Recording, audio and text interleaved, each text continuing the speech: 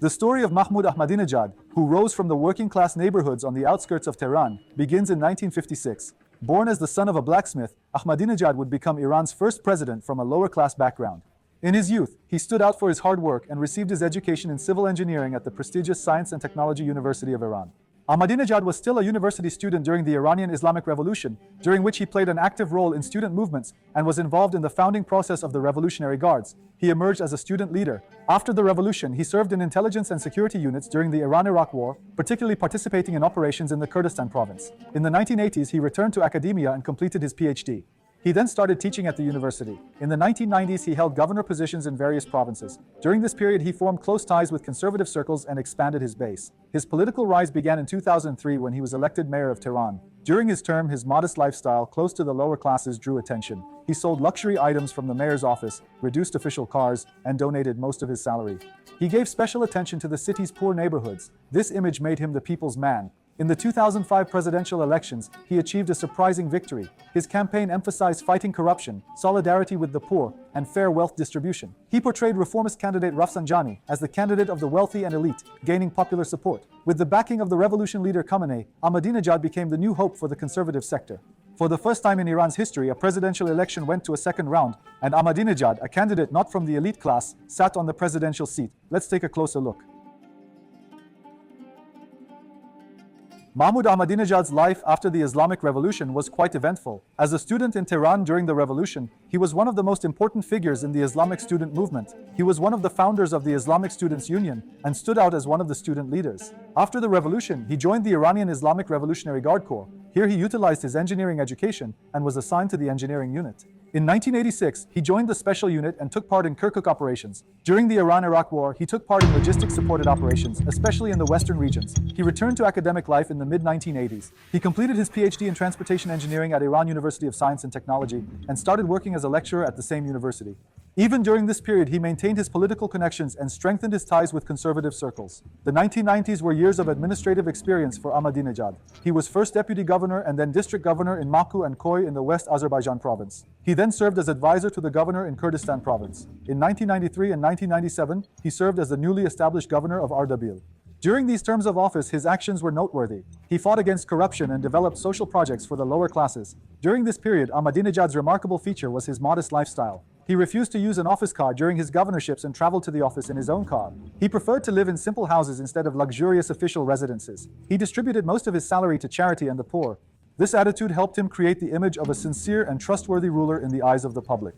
In the early 2000s, Iran's political atmosphere began to change. Under the reformist President Khatami, the conservatives were looking for a new leader. Ahmadinejad's lower-class background, modest lifestyle, and strong conservative stance made him stand out. His election as mayor of Tehran in 2003 was to be his gateway to national politics. Mahmoud Ahmadinejad's mayoralty heralded a new era in Iranian politics. When he took office in 2003, the conservatives had begun to regain power against the reformists. Ahmadinejad made good use of this political atmosphere. As soon as he took office, he drew attention with radical changes. The first thing he did was to remove the luxury furniture and carpets from the city hall, ordering them to be sold. He reduced the number of office vehicles in the municipality, distributed a significant portion of his own salary to municipal employees and the poor. He ate in line in the cafeteria of the municipality building. He sat at the same table with the employees. He paid special attention to the poor southern neighborhoods of Tehran, focusing on infrastructure works in these regions. He personally took care of the road, water, and sewage problems in the suburbs. He frequently visited these neighborhoods and had direct contact with the people. He shifted the priority of municipal services from the rich northern districts to the poor southern districts. In the cultural sphere, he pursued strict conservative policies. He demanded strict compliance with Islamic rules in cultural centers. He had images of women removed from billboards on streets and avenues. He allocated separate elevators for male and female employees in municipal buildings.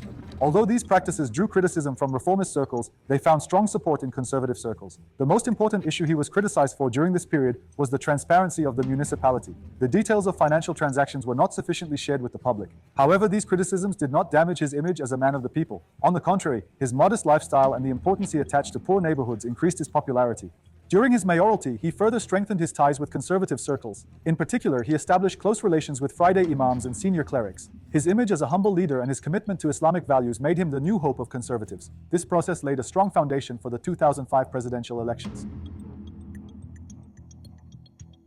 Mahmoud Ahmadinejad's 2005 election campaign for Iran's sixth president marked the beginning of a new era in Iranian politics. With the end of the term of reformist President Khatami, the conservatives were looking for a new leader, and Ahmadinejad made good use of this vacuum. He built his election campaign on three main promises: fight against corruption, justice in income distribution, and a return to Islamic values. In particular, he won the support of the lower classes by arguing that the country's resources were being exploited by the elites. He portrayed his strongest rival, Ali Akbar Hashemi Rafsanjani, as the candidate of the rich and won the elections, which went to a second round for the first time in Iranian history, with 61.69% of the vote. As soon as he took office, he initiated radical changes. He introduced a policy of distributing oil revenues directly to the people. He started a cash aid program called the Justice Share. He tried to stimulate the economy with low-interest loans. These populist economic policies increased public support in the short term. However, in the long run, it led to inflation. He adopted a tough stance in foreign policy. He took an uncompromising position on the nuclear program. He frequently used the rhetoric that nuclear technology is Iran's inalienable right. He made harsh statements against Israel and drew international criticism for his Holocaust-denying rhetoric. In domestic politics, he increased pressure against reformists. He has made conservative staffing in universities. He restricted freedom of the press. He demanded strict dress codes for women. He expanded the use of morality police. He initially worked in harmony with the leader of the revolution, Khamenei. However, over time, his attempts to establish his own independent line led to some tensions. There were disagreements, especially in cabinet appointments and the selection of senior bureaucrats. During this period, Iran's economy grew on the back of high oil prices. However, increasing sanctions and populist policies caused structural problems in the economy. Inflation and unemployment rose, especially the middle class faced economic difficulties. Ahmadinejad's first term brought Iran to a more isolated position in the international arena. The United Nations Security Council imposed sanctions one after the other. Relations with the West have been strained. On the other hand, Iran developed close relations with Latin American countries, especially Venezuela. Ваши сотрудники бросают незавершенные задачи, а вы доделаете работу за них, отвечайте на звонки, решайте. Ahmadinejad's first term between 2005 and 2009 is remembered for a harsh purging policy, especially in universities and the cultural sphere. He first targeted universities. Academics with non-conservative and reformist views were either dismissed or forced to retire. Many prominent academics were removed from universities because of their reformist views. Large-scale changes were made in university administrations. Especially in the social sciences, radical changes were made. Western philosophy and social sciences curricula were targeted. The courses were Islamized, claiming that Western sciences were corrupting Iranian society. The new textbooks emphasized Islamic sciences, the history of the revolution, and Iran's spiritual heritage. Harsh measures were also taken against student movements. Student protests at an event attended by Ahmadinejad at Tehran University in 2006 were violently suppressed and many students were arrested. The activities of reformist student groups were banned. Leaders were imprisoned. Life on campuses also changed. Co-education classes were separated. Various restrictions were imposed on female students. Islamic dress codes were enforced more frequently. Women were prevented from attending some classes. Academic freedom suffered a serious blow during this period. Reformist and critical academic books were prevented from being published. Books translated from the West were censored. Academics and students who openly expressed critical views were detained. As a result of this crackdown, many academics and students have been forced to emigrate abroad. The rate of brain drain in Iran reached very high levels during the Ahmadinejad era. The 2009 presidential elections turned into a major social movement in Iran. According to the official results, Ahmadinejad received 63% of the vote and the reformist candidate Mir Hossein Mousavi 34%. Election day irregularities and suspicions about the vote count triggered protests. Following the announcement of the election results, demonstrations broke out first in Tehran and then in other metropolitan cities. The protest began with the slogan, "Where is my vote?" and participants wore green clothes and green bands. For this reason, the movement became known as the Green Movement. The demonstrations soon went beyond election protests. Demands for reform and freedom came to the fore. Millions of people took to the streets in Tehran, especially university students, women, and the middle class took an active role in the protests. The shooting death of Nida Aga Sultan on June 20th became the turning point of the movement. This event also attracted international attention. The regime responded harshly to the protests. Thousands were arrested and many people lost their lives. Internet access was restricted and social media platforms were blocked. Opposition leaders Mousavi and Karoubi were placed under house arrest. Although the Green Movement was physically suppressed, it left a deep mark on Iranian politics. It both deepened the cracks within the regime and inspired subsequent social movements.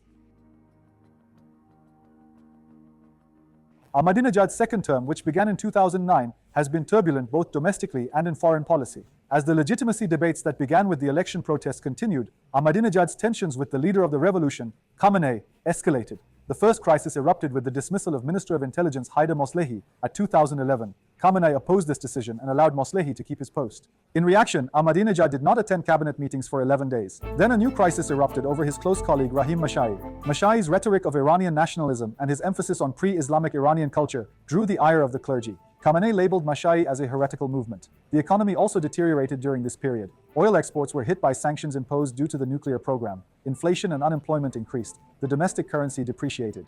Ahmadinejad's populist economic policies deepened the problems. In foreign policy, harsh rhetoric against Israel and the West continued. The nuclear program did not slow down. New sanctions were imposed by the United Nations. Iran became even more isolated in the international arena. When he left office in 2013, Ahmadinejad had lost a great deal of prestige both within the regime and with the public. His tensions with Khamenei led him to lose the support of the conservatives. Thus ended a period of conflict that left deep scars on Iranian politics. Ahmadinejad's political life after 2013 has had its ups and downs. After leaving office, he remained silent for a while. However, he tried to run again in the 2017 elections. He applied for candidacy despite opposition from Supreme Leader Khamenei. The Council for the Protection of the Constitution rejected his application. In the 2021 presidential elections, he also wanted to run, but was again vetoed by the Council of Guardians of the Constitution.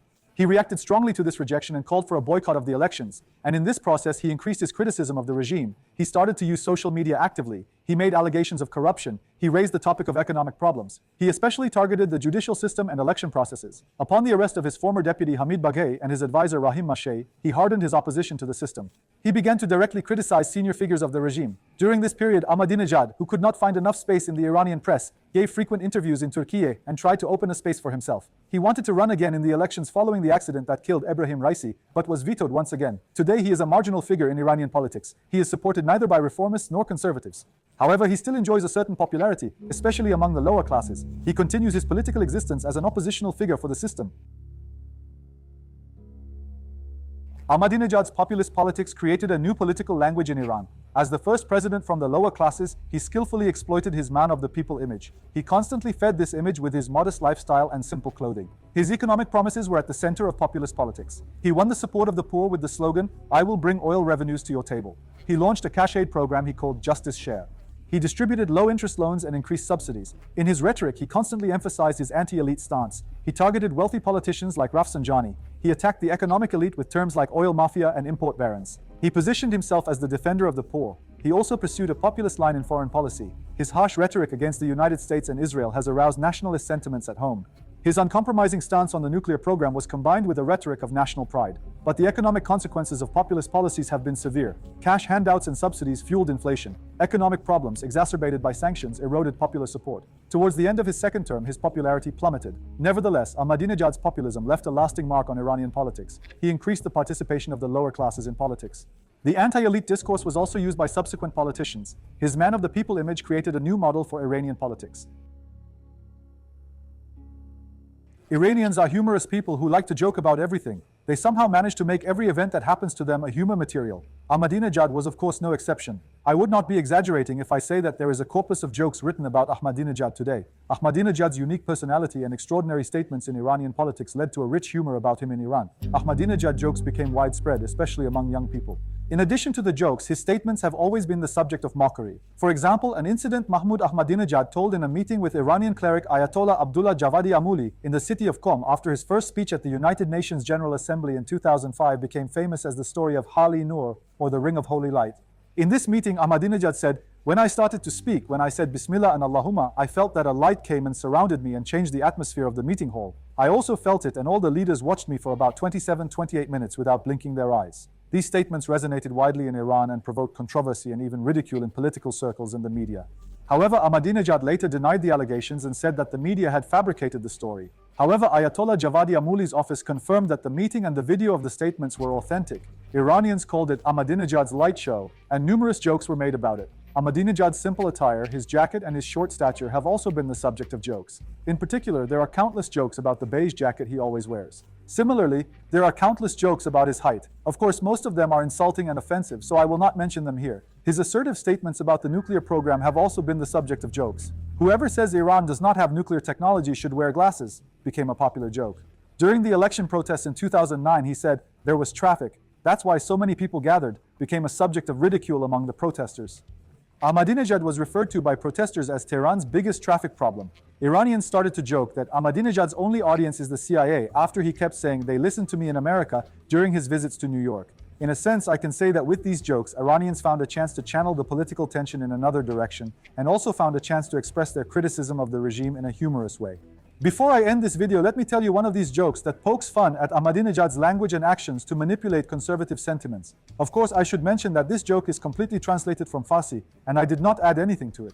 The joke is that one day Ahmadinejad went in disguise to visit poor areas. He saw a little boy walking barefoot and asked, "My son, God willing, what grade are you in?" The boy replied, "God willing, I am not in school yet." Ahmadinejad said, "And what do you do, God willing?" The boy said, "God willing, my parents are dead, I am a laborer." Ahmadinejad, "Then why aren't you wearing shoes?" The boy said, "Because I have no shoes." Ahmadinejad was very upset and immediately started crying so that the photographers with him could take a few shots. He said to the boy, "I promise I will send you shoes when I return to Tehran." When the boy said, "Who are you to buy and send me shoes?" Ahmadinejad said, "I am Ahmadinejad, the president of Iran." When the boy said, "Oh, you are Ahmadinejad?" Ahmadinejad said with joy, "So you recognize me. Tell me, what size is your foot? I will send you shoes from Tehran." The boy immediately said, "Size 43. When Ahmadinejad was surprised and said, "But size 43 is too big for you," the boy said, "By the time you keep your promise and send the shoes, my feet will be size 43. As I said, dozens of similar jokes and anecdotes are told even today whenever the subject of Ahmadinejad comes up. Today we have discussed Ahmadinejad, one of Iran's most controversial political figures. Ahmadinejad today is a marginal figure who is making an effort to return to the political scene. Finally, let me say this. Most Iranians are surprised to see Ahmadinejad's popularity in Turkey. For this and more